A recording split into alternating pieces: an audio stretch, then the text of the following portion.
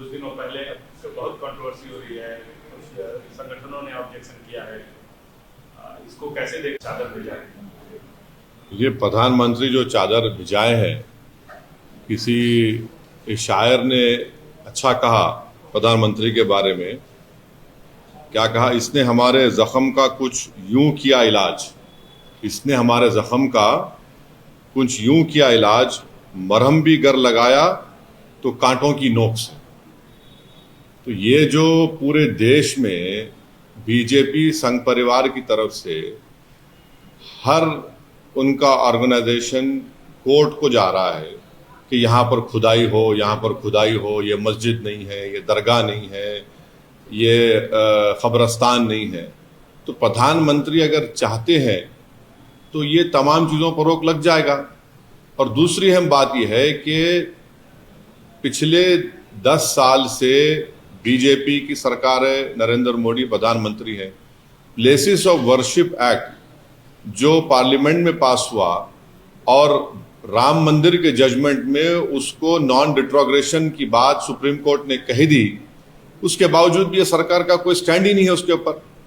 इसीलिए आज आप देख रहे हैं कि 7 से ज्यादा मस्जिद और दरगाह के मसले सिर्फ उत्तर प्रदेश से हैं, जहां पर बीजेपी की सरकार है और जहां से प्रधानमंत्री अपना एमपी का चुनाव जीत कर आते हैं।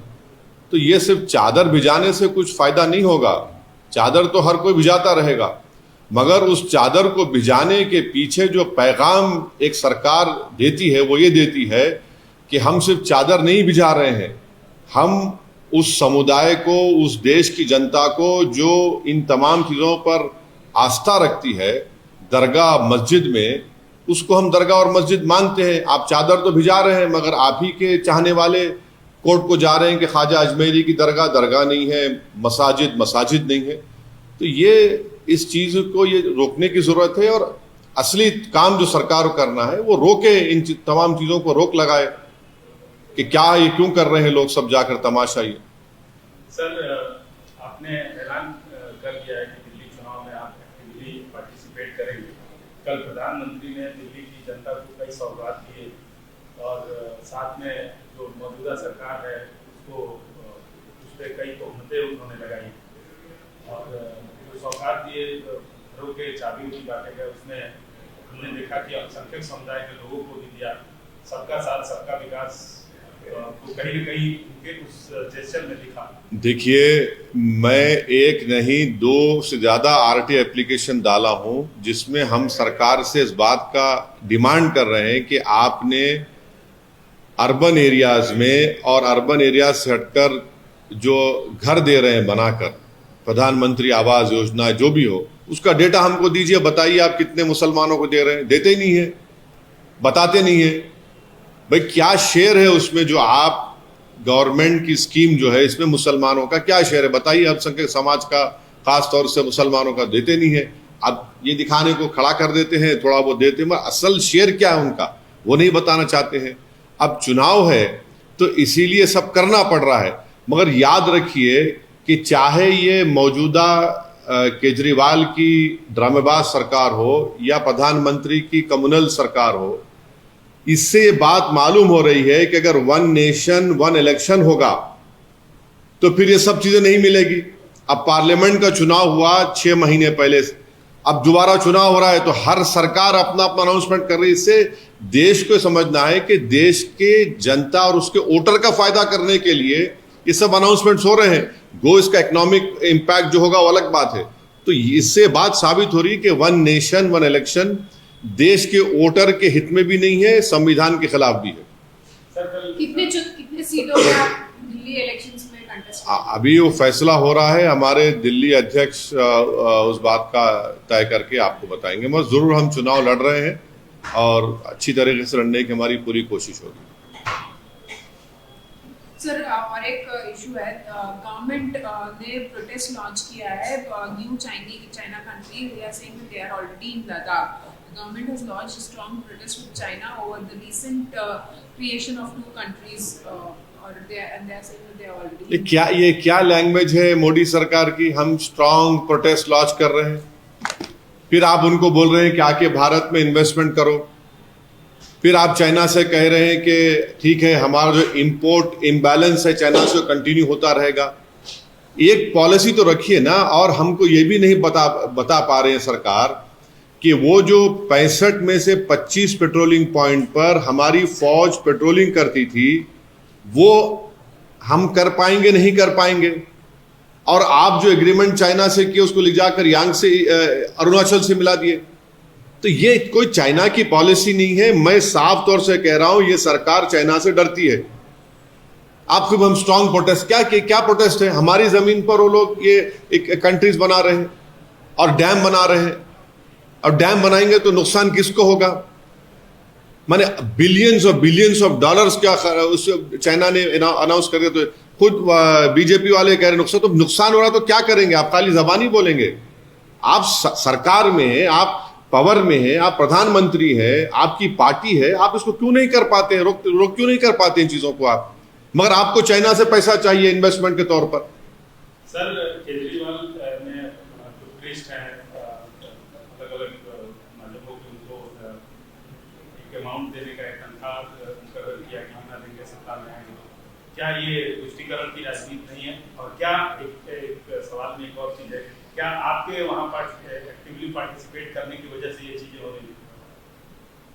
नहीं, देखिए, एक बात आपको हम बता रहे हैं, तुष्टीकरण का जो आप बात कर रहे हैं, दिल्ली में जितनी विधानसभाओं में जहां पर अल्पसंख्यक समाज खास तौर से मुसलमान रहते हैं, आप जाकर उन इलाकों को देख लीजिए। मीडिया से मैं रिक्वेस्ट को जाकर देखिए, वहां पर क्या बुरा हाल करके रख दिए। दिल्ली का कचरा लाकर जहां पर अल्पसंख्यक समाज के मुसलमान रहते हैं वहां पर लाकर उसको फेंकते हैं।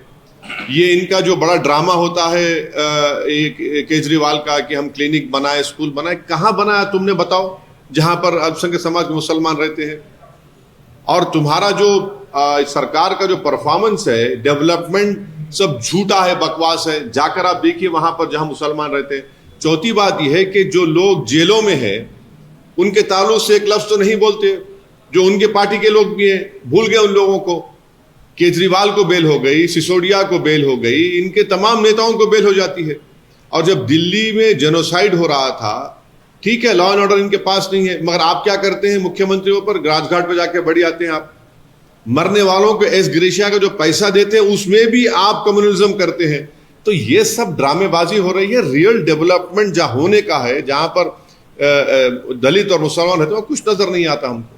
सर, आप हमेशा से सावरकर की आइडियोलॉजी वगैरह को चैलेंज करते रहते हैं, उसकी मुखालफत करते रहते हैं।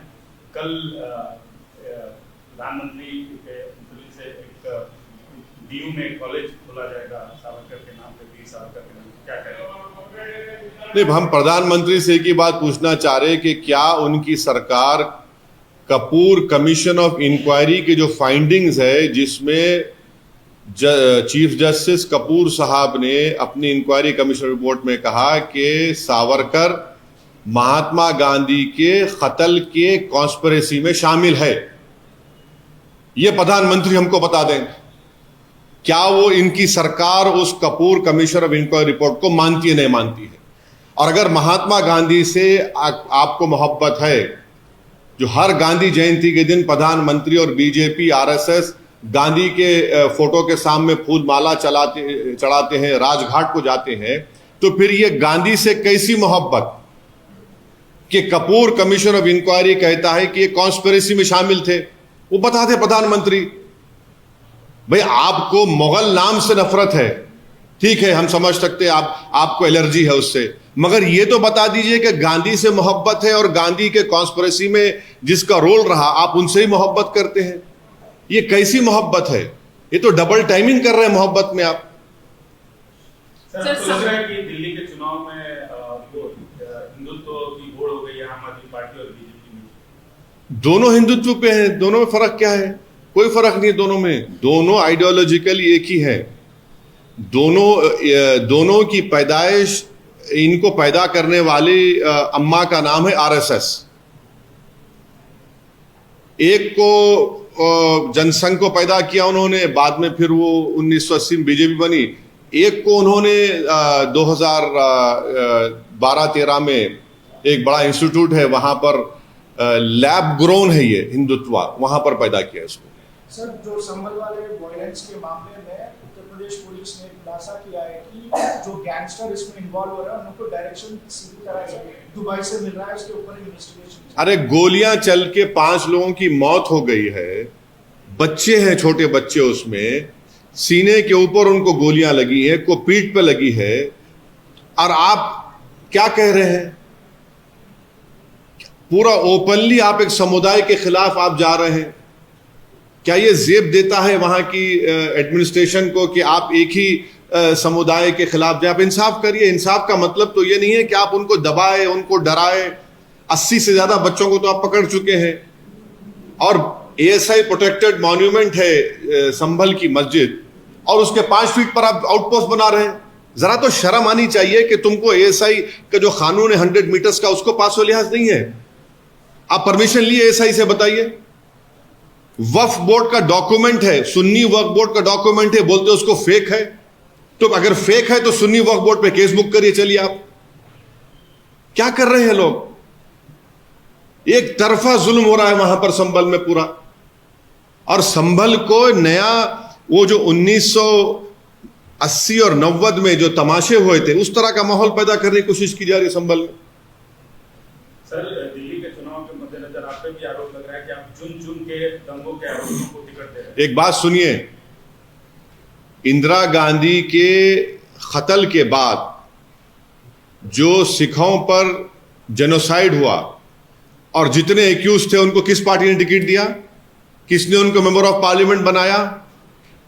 और फिर दूसरा यह है कि मौजूदा जो रूलिंग पार्टी है, मुख्यमंत्री पर खुद केस है, उनके बड़े बड़े नेताओं पे केस है। अब बीजेपी की बात ले लीजिए, कितने बीजेपी के सांसद हैं जो पार्लियामेंट में हैं, उन पर केस नहीं है, सब दूध के धुले हुए हैं। किसने यूएपीए जिस पे लगा था उसको एमपी बनाया? मैं फिर से कह रहा हूं कि कभी अपने गिरेबान में झांक कर देख लीजिए। एक उंगली अगर हमारी तरफ आप उठा रहे हैं तो 4 उंगलियां, और ये फैक्ट्स आपको आईना दिखाएंगे। मतलब आप उनको टिकट दे रहे हैं? मैं टिकट देना नहीं देना मेरे पार्टी का काम है, और टिकट उन्हीं को दे सकते जो लीगली इलेक्शन लड़ सकते हैं। तो जो लीगल इलेक्शन लड़ सकते हैं, इलेक्शन लड़ेंगे। सर, एक और सवाल है। ये एक मौलाना शाहदुल ने लेटर लिखा है योगी आदित्यनाथ को। He says that Muslims will convert in Mahakumbh. You have made a law, and how will you stop it? Why does Maulana have objection to घर वापसी? कौन है नहीं मालूम भाई, ये कौन है मेरे को नहीं मालूम, मैं जानता ही नहीं उनको। वो क्या चाह रहे? वो कन्वर्शन करना चाह रहे अपना। Muslims will convert in Mahakumbh. नहीं, मौलाना अपने आप को कन्वर्ट करना चाह रहे तो मैं रोक नहीं सकता हूं। मैं रोक नहीं सकता हूं ना। Right to choice fundamental right है।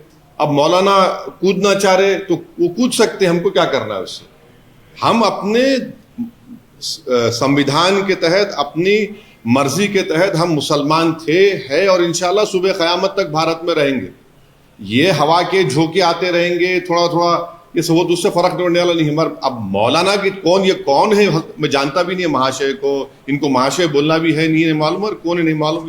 ये वो जाने, वो नहीं मालूम कौन है, मैं जानता नहीं उनको। महाकुंभ अभी शुरू होने वाला नहीं है। तो क्या उसका बोलने का मतलब क्या है? क्या करना चाह रहे वो? उन्होंने लेटर लिखा है योगी आदित्यनाथ को, सेइंग कि Muslims will convert in the Mahakumbh.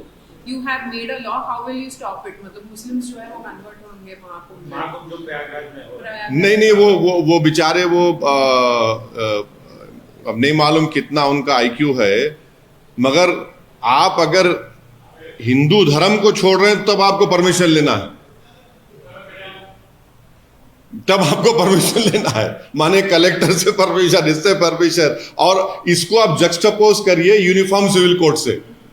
Uniform कहां रहेगा फिर? आप बताइए कि यूनिफॉर्म सिविल कोड आप लाएंगे और फिर आप ये कानून भी रखेंगे, फिर आप लव जिहाद की भी बात करेंगे, तो क्या होगा बताइए? मजाक है और कुछ नहीं है ये।